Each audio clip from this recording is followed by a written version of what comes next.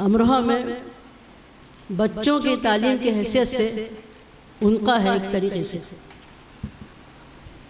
میں مفتی اسلم صاحب کو مبارکباد دیتی ہوں، ان کی ایڈیٹر کو مبارکباد دیتی ہوں، اس دعا کے ساتھ کہ جتنی نیک نیتی سے، محنت سے، ایمانداری سے یہ ماہنامہ آپ لوگوں نے تیار کیا ہے، خدا کرے یہ تہذیب الاخلاق کی طرح، جیسا کہ فائزہ عباسی نے کہا، آگے بڑھتا رہے اور آنے والی نسلیں پھر اسی کے پیچھے پیچھے اس رسالے کا ذکر کریں، کیونکہ امروہہ میں کئی ماہنامے نکلے لیکن وہ دم توڑ گئے۔ ہماری سب کی ذمہ داری ہے کہ ہم اس معیاری رسالے کا آگے بڑھانے کے لیے بھی ہم کوشاں رہیں، ہم پڑھیں، ہم سمجھیں اور اس پر عمل بھی کریں۔ یہ معصوم بچوں کے لیے بھی ہے، لڑکیوں کے لیے بھی ہے، ہمارے لیے بھی ہے، آپ کے لیے بھی ہے۔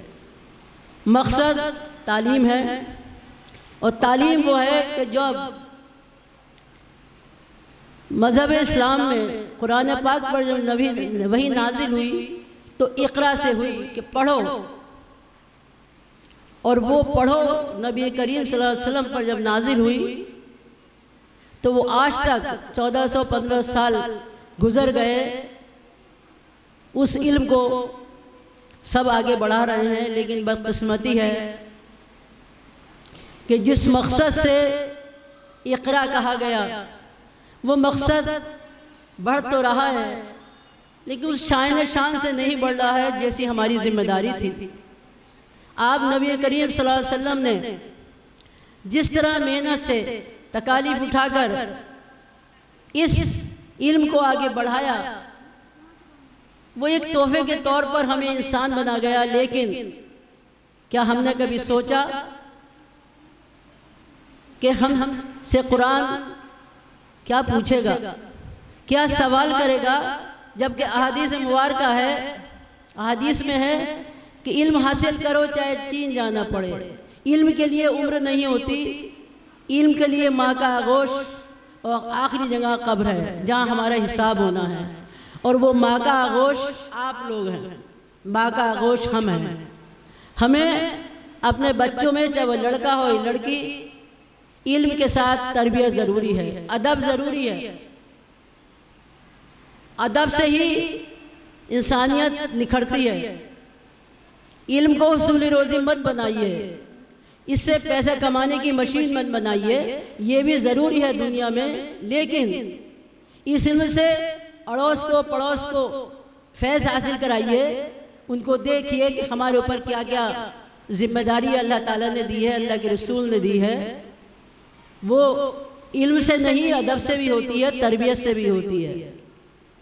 ابھی پچھلے دنوں فائزہ عباسی نے سر سید احمد خان کی والدہ کا ذکر کیا تھا، وہ اتنا جامع تھا کہ اگر واقعی ہم سوچیں تو ہم اپنے بچوں پہ محنت کریں تو جو تفریق ہے نا، جو آخری خطبہ ہے نبی کریم صلی اللہ علیہ وسلم کا کہ عربی کو عجمی پہ فوقیت نہیں، گورے کو کالے پہ فوقیت نہیں، امیر کو غریب پہ فوقیت نہیں، تو پھر ہم کیا منکر اسلام نہیں ہیں؟ کون فوقیت نہیں رکھتا؟ ہم میں سے کتنے گناہ انجانے کر رہے ہیں؟ ہمارے ذہن میں کسی غریب کو بٹھانے میں تکلیف کیوں ہے؟ کسی غریب کی مدد کرنے میں تکلیف کیوں ہے؟ وہ یوں ہے کہ ہم دنیا کی تعلیم کو حاوی کر لیا اور دینی تعلیم کو صرف ایک سند کے طور پر، ایک لائسنس کے طور پر ہم حاصل کر رہے ہیں، اور یہیں ہم خسارے میں جا رہے ہیں۔ میں اس رسالے کی ایڈیٹر سے ایک ہلکا سا مشورہ دینا چاہوں گی کہ اس میں امہات المومنین،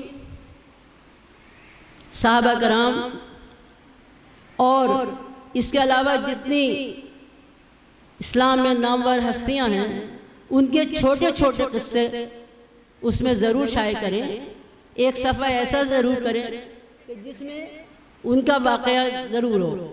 میں نے ہلکے سے پڑھا ہے، بہت اچھا رسالہ ہے، یہ ماہنامہ رسالہ ہے۔ مفتی صاحب سے میں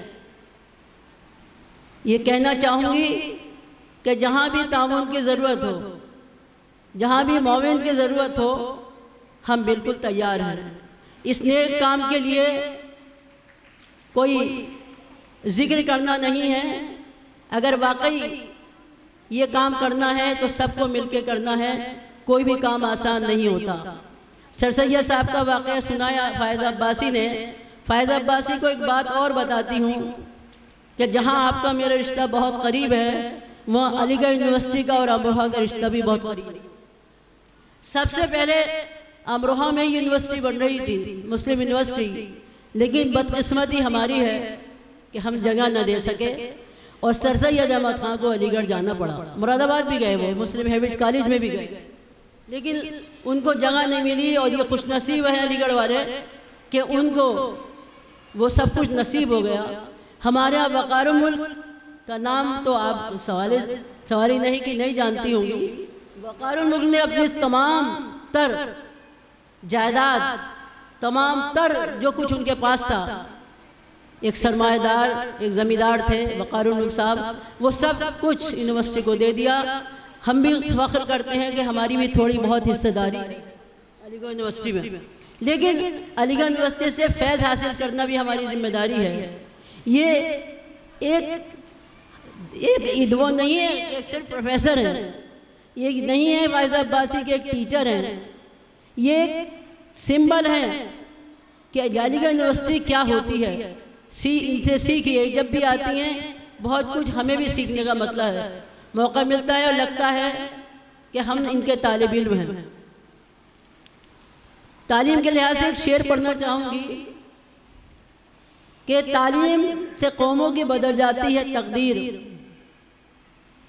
تعلیم سے قوموں کی بدل جاتی ہے تقدیر، اور تعلیم سے قوموں میں نیا رنگ جما دو۔ رنگ کون جمائے گا؟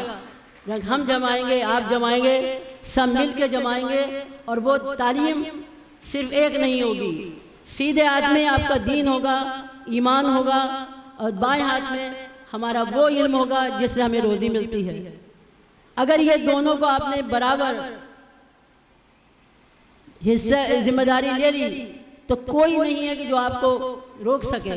ہمارا راستہ سیدھا اوپر بھی چلا جائے گا، اور ہمارا راستہ یہاں بھی عزت و آبرو ہمیں ملے گی، کیونکہ عزت و آبرو سے ہی زندگی بنتی ہے، پیسے سے نہیں بنتی، قربانیوں سے بنتی ہے۔ سماج کے لیے قربانی دیجئے، آپ کو لوگ پہچانیں گے، کیوں نہیں پہچانیں گے؟ آپ سڑکوں پہ نکلیے، سڑکیں نکلنے کا مطلب نہیں ہے کہ آپ برقع اتار دیں، سڑکوں پہ نکلیے، دیکھیے سماج میں کتنی پریشانی ہے۔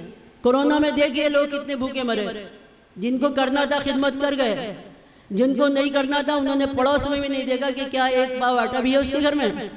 کورونا مثال ہے، وہ سب کچھ ہمیں سکھا گیا کہ موت قریب ہے، اور موت کے وقت لوگ کس قدر خود غرض ہوتے ہیں، اور جو کرنے والے خدمتگار تھے بہت کچھ کر گئے۔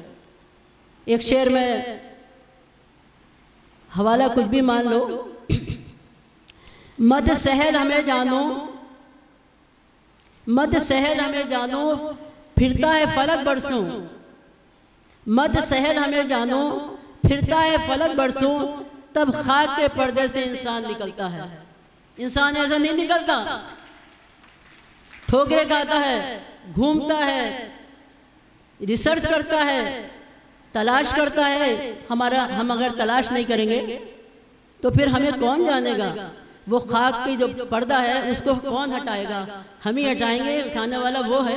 لیکن مطلب ہر ایک کو آسان مت سمجھو، جو آپ کے سامنے کچھ کر رہا ہے اس کو یہ مت سمجھو کہ بڑی آسانی ہے، بلکہ اس نے بڑی جد و جہد کی ہوگی۔ اور یہ رسالہ بھی اسی کی ایک مثال ہے۔ مفتی صاحب کو میں بار بار بیچ میں یوں مبارکباد دوں گی کہ انہوں نے ہمیں مدعو کیا، ان کا بہت بہت شکریہ۔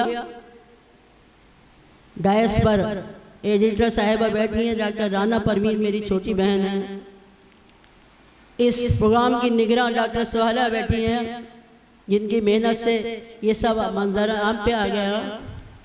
آپ لوگ سب آئے بہت ڈسپلن سے رہے، لیکن خدا را اردو کا دامن پکڑ لیجئے۔ اردو ہماری بہت دھومل ہو گئی ہے، اردو کے رسالے خریدیے، اردو کے اخبارات خریدیے۔ ایسا نہیں ہے جب موبائل ریچارج ہو سکتا ہے تو 200-250 ماہانہ اخبار پہ بھی خرچ ہو سکتا ہے۔ اخبار بچوں کے سامنے اردو کے ڈالیے اور انہیں پڑھائیے، اردو سے رغبت کیجئے، رسالے پڑھائیے، چھوٹی چھوٹی کتابچے بگائیے، اور اگر آپ کو موبائل سے پڑھانا ہے تو گوگل سے بھی نکال کے پڑھائیے۔ اردو جو ہے جب تک اردو آپ نہیں پڑھیں گی، اور قرآن پاک کو اگر میں ایک بات کہتی ہوں، مجھے نہیں معلوم، میں تو بھائی بہت گناہگار ہوں، کہ جب آپ نماز کے لیے کھڑے ہوتے ہیں تو کیا نماز نیت اور رکوع اور قیام سے ہوتی ہے، سجدوں سے ہوتی ہے، یا جو کچھ آپ پڑھتے ہیں اس کا ترجمہ معلوم ہے کہ نیت باندھ کے آپ نے کیا پڑھا تو اس کا مطلب کیا ہے؟ ہم بارگاہ رب العزت میں کھڑے ہیں، رکوع میں کیا پڑھ رہے ہیں، اس کا مطلب کیا ہے؟ قیام میں ہے، سجدے میں ہے، اس کو ہی نماز کے ہی مطلب کو اگر پڑھ لیجئے گا تو آپ اللہ کے اتنے قریب ہو جائیں گے، اللہ کے اتنے پسندیدہ ہو جائیں گے کہ آپ سوچیں گے، تصور بھی نہیں کریں گے اللہ کہاں سے دیتا ہے۔ اس لیے کہ جب ہم کسی چیز کو سمجھ لیتے ہیں تو ہمیں اس کی تڑپ بہت ہو جاتی ہے، کیونکہ رٹا بلی کرنے سے جو بچے پاس ہوتے ہیں نا، وہ پاس تو ہو جاتے ہیں، وہ ٹاپر بھی بن جاتے ہیں، لیکن جب وہ اپنی ڈیوٹی پر ہوتے ہیں تو وہ اپنے ایمانداری سے کام نہیں کر پاتے، کیونکہ انہوں نے سمجھ کے نہیں پڑھا۔ جس ذمہ داری سے آپ کو دی گئی ہے روزی، اس کو اگر آپ ذمہ داری سے جب کریں گے جب آپ نے اس کو محنت کی ہوئی۔ تو میری بہنوں بیٹیوں، خدا را اس محنت کو آپ آگے لائیے، اسے چمکائیے، اس کو اس طرح کیجئے کہ مفتی صاحب کی میرے نظر میں، مجھے نہیں معلوم، ہمارے لیے پہلی کاوش ہے۔ اس کاوش کو آپ سب کو سمجھنا ہوگا، سب کو ساتھ آنا ہوگا، کیونکہ کاوش سے ہی کام چلتا ہے۔ اللہ رب العزت بھی فرماتا ہے کہ حرکت میں برکت ہے۔